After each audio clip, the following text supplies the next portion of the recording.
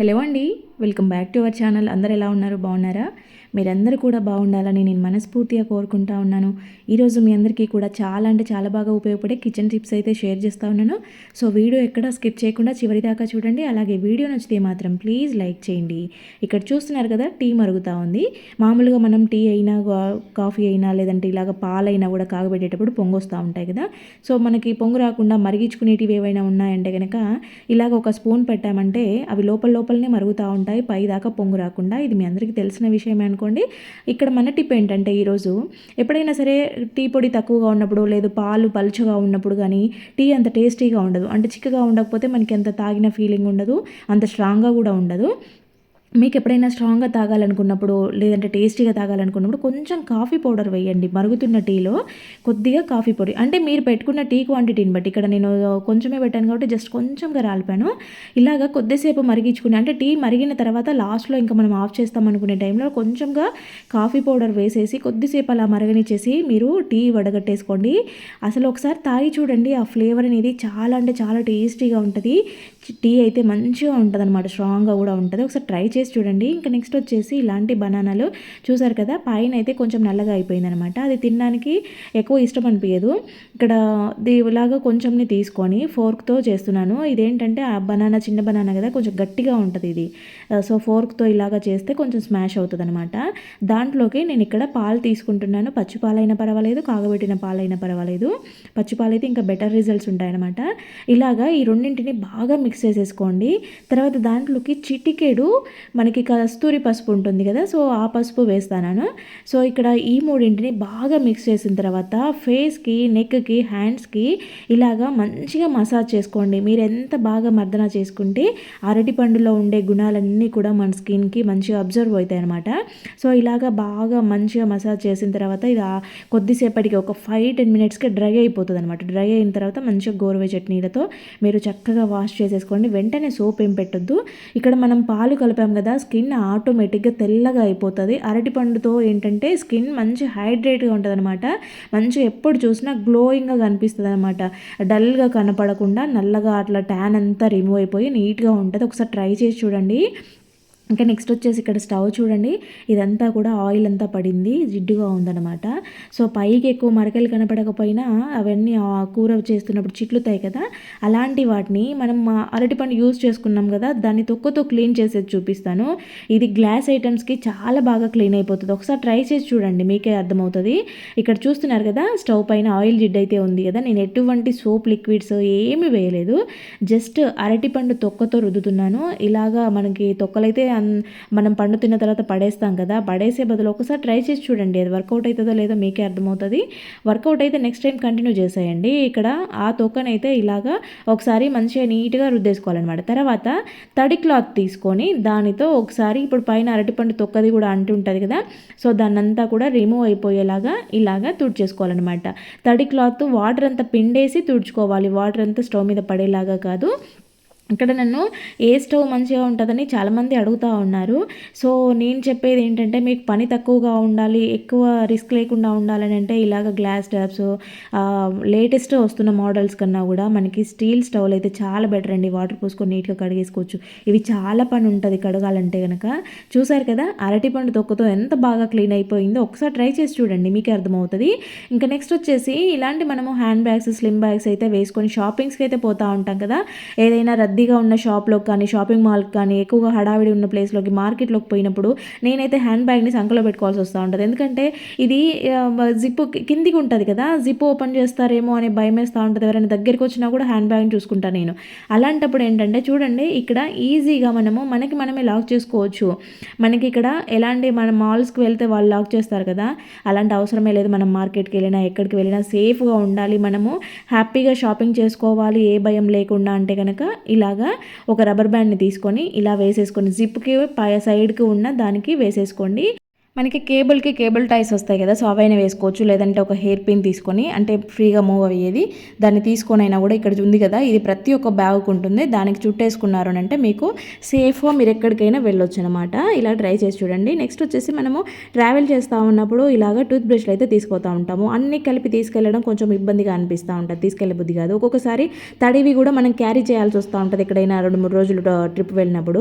అలాంటప్పుడు ఏంటంటే ఇలాంటి జిప్ లాక్ కవర్స్ ఉంటాయి కదా, సో ఇవి చిన్న సైజులో కూడా ఉంటాయి. నా దగ్గర పెద్దది ఉంది, సో పెద్దగా ఉందనేసి నేనైతే దీన్ని మిడిల్లోకి చాక్ హీట్ చేసి కట్ చేశాను. ఎందుకంటే అది మళ్ళీ జాయింట్ అవుతుంది అనమాట. కట్ చేసినా కూడా మళ్ళీ సపరేట్ 2 బ్యాగులుగా రెడీ అయిపోయింది చూడండి.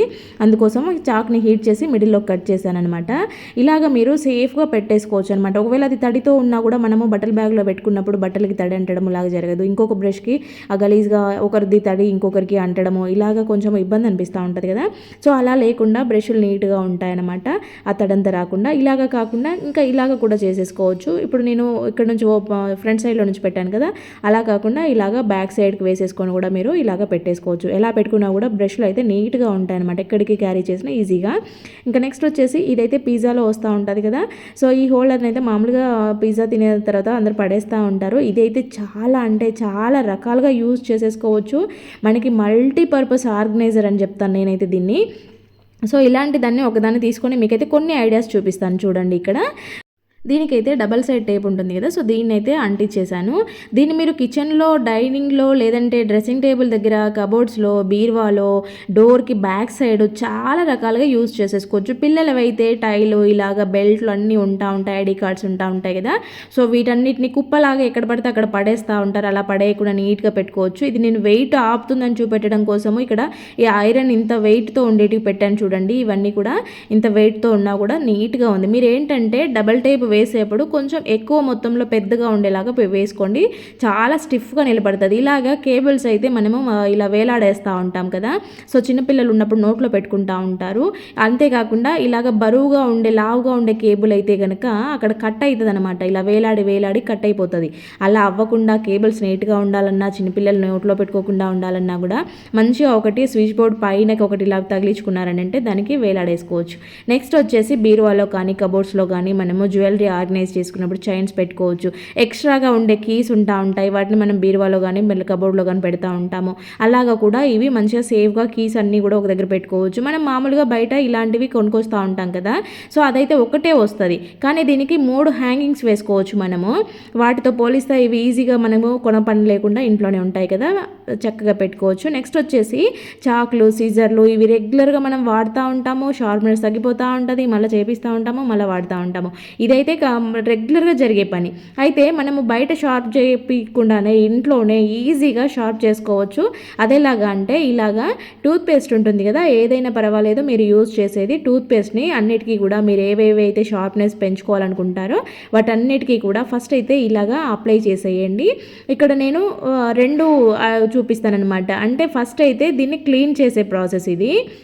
టూత్పేస్ట్లో ఫస్ట్ ఇలాగా ఒక స్క్రబ్బర్ తీసేసుకొని మంచిగా నీట్గా అంతా పోయేలాగా, వాటికి నల్లగా అయిపోయి ఉంటాయి ఆ లైన్స్లలో, ఎడ్జెస్లలో. మనం రోజు క్లీన్ చేయము, ఊరికే వాటర్తో కడిగేసుకుంటాం కాబట్టి నల్లగా అవుతాయి కదా. ఫస్ట్ అయితే దీన్ని టూత్పేస్ట్ పెట్టి బాగా ఇలా క్లీన్ చేసిన తర్వాత స్టీల్ స్క్రబ్బర్ ఉంటుంది కదా, దానితో బాగా ఇలాగా రఫ్ చేయాలన్నమాట.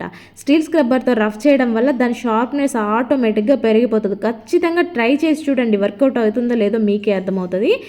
స్టీల్ పీస్ అందరి దగ్గర ఉంటుంది కదా, సో దాంతో చేసి చూడండి. మంచిగా వాటర్ వాష్ చేసేసుకోండి. చూడండి ఎంత నీట్గా అయిపోయా. క్లీనింగ్, షార్ప్నెస్ 2 ఒకటే దెబ్బకి 2 పిట్టలు అన్నట్టు. ఇంకా నెక్స్ట్ వచ్చేసి ఇలాగా గోల్డ్ చైన్స్ అయితే అందరూ రెగ్యులర్గా వేసుకునే చైన్స్ గురించి చెప్తున్నాను. రెగ్యులర్గా వేసుకునేటివి ఏంటంటే ఎక్కువ క్లీన్ చేయము, దాని మెడ మీద మొత్తము స్కిన్ పైన ఉండే చెమట, మురికి అంతా కూడా చైన్ డిజైన్స్లలో అంతా లోపలికి వెళ్ళిపోతుంది. ఇక్కడ ఈ చైన్ అయితే చాలా చిన్న డిజైన్ ఉంటుంది అనమాట, దాంట్లోకి మొత్తం వెళ్ళిపోయి ఉంటుంది. దాన్ని క్లీన్ చేస్తే తప్ప మామూలుగా వాటర్ వాష్ చేస్తే పోదు. సో అలాంటివి ఏవైనా మీరు మెరుగు పెట్టించాలి, పాతగా అయిపోయాయి, బయటకు తీసుకెళ్ళి మెరుగు పెట్టించాలనుకున్నా, క్లీన్ చేయాలనుకున్నా కూడా జస్ట్ ఈ సింపుల్ చిట్కాతో ట్రై చేయండి. మీరైతే ఖచ్చితంగా షాక్ అవుతారు, అంత బాగా క్లీన్ అవుతుంది అనమాట. ఇక్కడ నేను గిన్నెలోకి పెరుగు తీసుకున్నాను, దానితో పాటు కొంచెం పసుపు వేసానమాట. ఇవి రెండింటిని బాగా మిక్స్ చేసేసుకున్న తర్వాత మీరు ఏదైతే పాలిష్ పెట్టించాలనుకున్నారో, క్లీన్ చేయాలనుకున్నారో దానికైతే అప్లై చేసేయండి. అవి చైన్లు అయినా, రింగ్స్ అయినా, అయినా కమ్మలైనా ఏవైనా కూడా గోల్డ్ ఐటమ్స్ ఇలాగా క్లీన్ చేసేయండి. కొద్దిసేపు వాటిని బాగా పెరుగులో మంచిగా నీట్గా కడిగేసేయండి, బాగా వస్తాయి. ఇంకా నెక్స్ట్ వచ్చేసి ఇలాగా మనకి ఎప్పుడైనా దోమలు ఎక్కువగా ఉన్నాయన్నప్పుడు కాయిల్స్ పెట్టుకుంటూ ఉంటారు. అంటే మామూలుగా రీఫిల్స్ పని చేయనప్పుడు మనకి ఇంట్లో ఎక్కువగా ఇవి వాడుతూ ఉంటారు కదా. సో ఇలాంటి వాటికి స్టాండ్ వస్తుంది, మధ్యలో పెడతాం. కానీ ఒక్కోసారి ఇవి చిన్న చిన్న ముక్కలుగా విరిగిపోతూ ఉంటాయి. అలాంటి ముక్కల్ని వెలిగించుకోలేక పడేస్తూ ఉంటారు. అలాంటప్పుడు ఇలా నెయిల్ కటర్ యూజ్ చేసేసి మీరు చిన్నగా మొత్తం అయిపోయేదాకా వీటిని యూజ్ చేసేసుకోవచ్చు. ఇక్కడ చూస్తున్నారు కదా, ఇలాగైనా పెట్టుకోవచ్చు, అలాగైనా పెట్టుకోవచ్చు. మీరు దీన్ని పట్టుకొని ఇల్లంతా కూడా చూపెట్టవచ్చు అనమాట. స్టిఫ్గా నిలబడుతుంది. మొత్తం అయిపోయేదాకా మనం మంచిగా నీట్గా యూజ్ చేసేసుకోవచ్చు అనమాట నెయిల్ కట్టర్తో. ఇంకా నెక్స్ట్ వచ్చేసి ఇదైతే నేను తీసుకున్నాను, పిల్లలవి చాక్లెట్ ర్యాపర్స్ ఉంటాయి కదా, సో అది తీసుకున్నాను. మీరు అల్యూమినియం ఫాయిల్ ఉన్నా కూడా తీసుకోవచ్చు అనమాట. సో ఇక్కడ నేనైతే ఫస్ట్ కాఫీ పౌడర్ వేసాను, తర్వాత కొంచెం సాల్ట్ వేసాను. పిల్లలు ఇవైతే కలర్స్లో వస్తాయని ఎత్తిపెట్టుకుంటారనమాట. సో వాటితో నేను రీయూజ్ చేస్తూ ఉన్నాను. సో ఇలాగ రెండింటిని వేసిన తర్వాత వీటికి ఫోల్డ్ చేసేసి పైన చిన్న చిన్న హోల్స్ పెట్టేసుకోవాలి. పిన్నిస్తో జస్ట్ అలా అన్నారంటే హోల్ పడిపోతుంది. ఇలాగా రెడీ చేసుకున్న వీటిని అయితే మనము ఫ్రిడ్జ్లో ఎప్పుడైనా గలీజ్ స్మెల్ వస్తూ ఉంటుంది కదా, సో దాంట్లోకి అయితే మనం ఇలా అక్కడొకటి పెట్టేసుకున్నామంటే మంచి కాఫీ స్మెల్ వస్తుంది అనమాట. గలీజ్ స్మెల్ అంతా పోయి మంచిగా నీట్గా ఉంటుంది ఫ్రిడ్జ్ అంతా కూడా. ఇంకా ఇక్కడ చూస్తున్నారు కదా, బాత్రూమ్ డోర్ అనమాట, బ్యాక్ సైడ్ అంటే లోపల వైపు సోప్ వాటర్ అంతా పడతా ఉంటాయి కదా. సోప్ వాటర్ కాకపోయినా సాల్ట్ వాటర్ ఉండే వాళ్ళైతే కనుక ఇంకా ఎక్కువ ఈ ప్రాబ్లం ఫేస్ చేస్తూ ఉంటారు. సో ఇది మామూలుగా కడిగినా కూడా పోదు, మళ్ళీ కడిగిన మొత్తం డ్రై అయిపోయిన తర్వాత మళ్ళీ ఇలాగే తెల్లగానే కనిపిస్తూ ఉంటుంది అనమాట. ఏంటంటే ఇదంతా సాల్ట్ డ్రై అవ్వడం వల్ల అట్లా కనిపిస్తూ ఉంటుంది.